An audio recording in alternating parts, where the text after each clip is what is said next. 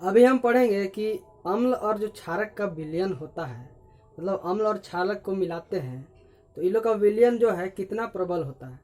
कितना प्रबल होता है इसका कहने का मतलब ये है कि जैसे कि अम्ल और क्षारक को मिलाते हैं, ठीक है,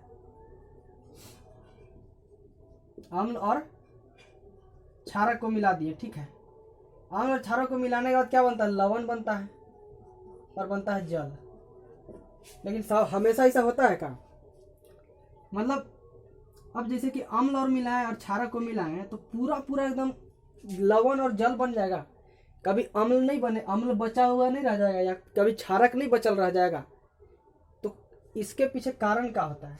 मतलब ऐसा भी तो हो सकता है कि हम अम्ल मिलाए और क्षारक मिलाए तो कुछ जैसे कि अम्लवा ज्यादा रह गया, क्या हुआ कि क्षारक क्षारक खत्म हो गया, ठीक है, और बन गया लवण और जल, लेकिन कुछ अम्ल का मात्रा जो है पूरा खत्म नहीं हुआ, बचले रह गया।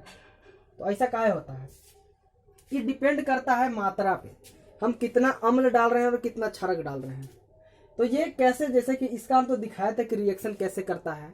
ये किस पे डिपेंड करता है कि अम्ल अगर हम ज़्यादा डाल दिए तो इसमें जो इसके मॉलिक्यूल्स हैं, इसके जो एलिमेंट्स हैं वो इसमें ज़्यादा है, और ज़्यादा जो एलिमेंट है और क्षारक में है वो कम है। तो क्षारक क्या होता है कि जितना ज़्यादा मॉलिक्यूल्स एलिमेंट रहते हैं उतना ज़्यादा एक दूसरे से रिएक्शन करता है, और जो एक्स्ट्रा बच जाता है वो तो क्षारके न रहेगा भाई, वो या फिर अम्ले रहेगा, वो तो नहीं रिएक्शन करेगा किसी के साथ रिएक्शन नहीं किया तो बचले रह गया।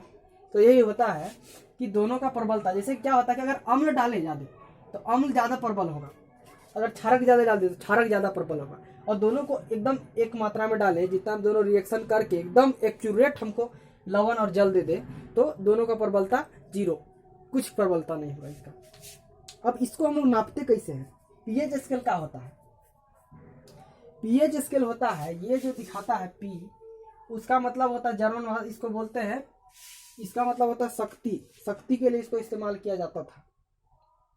अब पीएच स्केल क्या है कि पीएच स्केल है जैसे कि एक स्केल बनाया हुआ है, ठीक है, उसमें दिखाता है जो 7 है ना, 7 एकदम न्यूट्रल है, जल है। जल क्या होता है? जल का कितना होता है पीएच? उसका जल का पीएच होता है 7 होता है। 7 का मतलब न ज़्यादा अम्लीय न ज़्यादा क्षारकीय, दोनों बराबर है, ठीक है। अब 7 से जैसे ही नीचे आने लगेंगे तो हमारा हाइड्रोनियम आयन बढ़ेगा, मतलब H+। अगर H+ में ज़्यादा वृद्धि हुआ तो H+ अगर बढ़ रहा है तो हम जानते हैं कि HCl क्या था? H+ और Cl-, ये क्या दे रहा था? जैसे कि पानी में हम डाल रहे थे तो H+ दे रहा था कि नहीं? तो ज़्यादा जिसमें H+ बढ़ रहा है वो अम्लीय होता है, मतलब ज़्यादा अम्ल होता है उसमें। और क्षारकीय में क्या होता है? ज़्यादा क्षारकीय होता है, उसमें H7 से ऊपर जाने लगता है। ये जो पीएच स्केल है इसका इस्तेमाल हम दैनिक जीवन में बहुत करते हैं। इसके बिना हम लोग का मतलब, जैसे कि हम लोग देखते हैं हम लोग का शरीर का पीएच क्या होना चाहिए, मिट्टी का पीएच क्या होना चाहिए, कौन सा जगह पे हम कितना कौन सा पौधा लगा सकते हैं, किस पौधे का पीएच वैल्यू किस पीएच वैल्यू में कौन सा पौधा बड़ा बड़ा होता है, ये सब हम क्या करते हैं पीएच स्केल से नाप करके देखते हैं। जैसे कि देखिए दैनिक जीवन में इसका महत्व जैसे है तो क्या है कि शरीर का पीएच क्या है? 7 से 7.8, मतलब ये लगभग कितना है? जल का जो पीएच है, नॉर्मल पीएच उतना होना चाहिए, हमारा शरीर का पीएच होना चाहिए।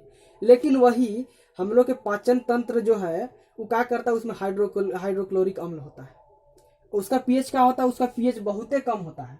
हाइड्रोक्लोरिक अम्ल का जो पीएच होता है बहुत कम होता है। क्या कर सकता है कि जला सकता है। वो हम लोग किस लिए होता है? खाना को पचाने के लिए होता है। तो वो शरीर का जो पीएच हमारा इतना होना चाहिए, लेकिन हमारे शरीर के अंदर जो अतड़ी है ना, जहाँ से वो निकलता है, उस जगह का पीएच वो बहुत कम होता है, फिर भी नहीं जलाता है। तो हम लोग का जो शरीर है बहुत अलग अलग ये से बना हुआ है। उसका जो क्षमता है किसी भी चीज़ को, जैसे कि अम्ल और क्षारक को ये करने का, वो अलग अलग जगह पे अलग अलग है। जैसे कि देखिए हमारा जो दांत होता है, पाचन तंत्र का पीएच तो जान रहे हैं बहुत कम होता है।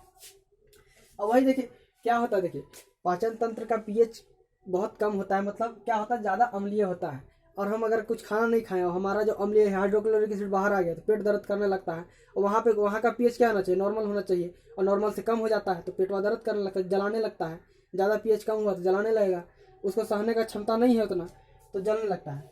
और यहाँ पे देखते हैं दांत का, जैसे कि दांत हम लोग का जो सड़ जाता है ना, जैसे कि तो क्या होता है कि जब पीएच हम लोग का 5.5 से कम हो जाता है ना तो हम लोग का दांत सड़ने लगता है।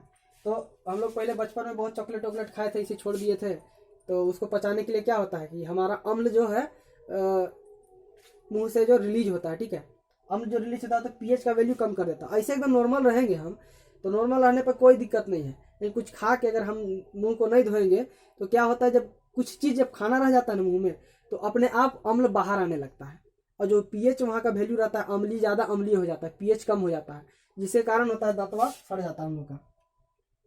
अब देखिए एक सवाल और उठता है कि ये तो ठीक है, लेकिन बहुत सारा जो पशु है, पौधा है, वो लोग जो अम्ल या एसिड, अम्ल या बेस छोड़ता है जिसे कि, तो उससे कैसे बचना चाहिए, हम लोग को अपने आप को रक्षा कैसे करना चाहिए।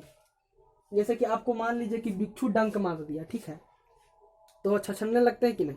क्या होता है कि हम लोग का शरीर का पीएच कितना होना चाहिए, 7 होना चाहिए, 7 या 7.8 उसके बीच होना चाहिए।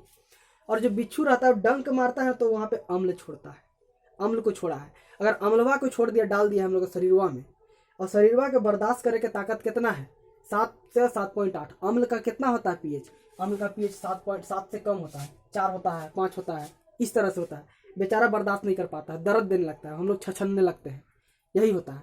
तो हम क्या करते हैं, उसके जगह डॉक्टर क्या देता है हमको, क्षारक डाल देता है उसके जगह पे, कि उसको उसका जो शक्ति है अम्ल का खत्म करने के लिए क्या डाल दिए हम, क्षारक डाल दिए तो क्या बना देगा, लवण बना देगा, जल बना देगा। जल हमारे शरीर में रहता है, लवण भी हमारे शरीर में रहता है, तो उससे ज़्यादा दिक्कत नहीं होता है। तो यही होता है। अब वो भी देखते हैं, मधुमक्खी जो डंक मारता है तो छछलने लगते हैं थोड़ा देर के लिए वहाँ, तो वो क्षारक डालता है। तो उसको ये करने के लिए तो हम लोग आत्मरक्षा मतलब क्या, जो इन लोग से पौधा या फिर पशु, कोई कोई पौधा भी होता है उसमें से ज़्यादा क्षारकीय देता है, तो वो हम लोग क्या करते हैं, खा लेते हैं वैसा चीज़। कुछ ऐसा फल खा लिए या फिर कुछ ऐसा चीज़ खा लिए, फले रहता है, बहुत सारा फल रहता है जब ज़्यादा क्षारकीय होता है, खा लेने के बाद क्या होता है, पेट में दर्द उत्पन्न हो जाता है। तो वो दर्द को मिटाने के लिए क्या करते हैं, दवाई खाना पड़ता है। और क्या करेंगे, दवाई खा लेते हैं तो क्षारकीय होता है, जाके दोनों का होता है एक दूसरे से मिल के अम्ल और लवण और जल बना लेता है। पशु तो हम लोग ऐसे खाने से दिक्कत नहीं है, लेकिन वो क्या होता है कि काट देता है ना, उसके बाद ही प्रॉब्लम हो जाता है। काटता है तो लोग साला अम्ले छोड़ता है सीधे, और शरीर को उतना क्षमता नहीं है। तो इन लोग से बचने के लिए क्या कर सकते हैं कि बहुत सारा चीज़ हम लोग का, ऐसा तो नहीं है कि सब चीज़ अम्लीय होता है, बहुत सारा चीज़ क्षारकीय होता है। अब उसको खाएंगे। अब हम लोग एक काम कर सकते हैं, टमाटर और गाजर, मूली, ये सब लेके ये सब का हम पीएच वैल्यू चेक कर सकते हैं। मिट्टी क्या कर सकते हैं ना, हम लोग एक काम कर सकते हैं, एगो क्रियाकलाप कर सकते हैं। क्या कर सकते हैं कि बहुत अलग अलग जगह से मिट्टी हमको उठाना है। कोई भी पौधा को देखे कि ये पौधा यहाँ पे है तो यहाँ का मिट्टी ले लेते हैं, कोई दूसरा जगह दूसरा पौधा है वहाँ का मिट्टी ले लेते हैं। मतलब 10-12 जगह को मिट्टी उठा के, 10-12 को पौधा का, जहाँ जहाँ अलग अलग पौधा है वहाँ का मिट्टी उठा के तो क्या करेंगे कि सबका पीएच वैल्यू चेक कर लेंगे। पीएच वैल्यू चेक करेंगे, सबका देखेंगे अलग अलग आएगा, तो हम जान जाएंगे कि ये पौधा अगर यहाँ पे पैदा हुआ है तो इसका पीएच वैल्यू इतना है। मतलब ये पौधा का सहने का जो अति अम्लीय और क्षारकीय सहने का जो कैपेसिटी है वो इस पीएच वैल्यू में रहेगा। तो हम यहाँ पे और दूसरा जगह अगर मिट्टी है उसी पीएच वैल्यू का है तो वो पौधा हम लगा सकते हैं। तो ये बहुत सारा, मतलब ये बहुत इंपॉर्टेंट है पीएच स्केल, ये सब हमको मेजर करने के लिए।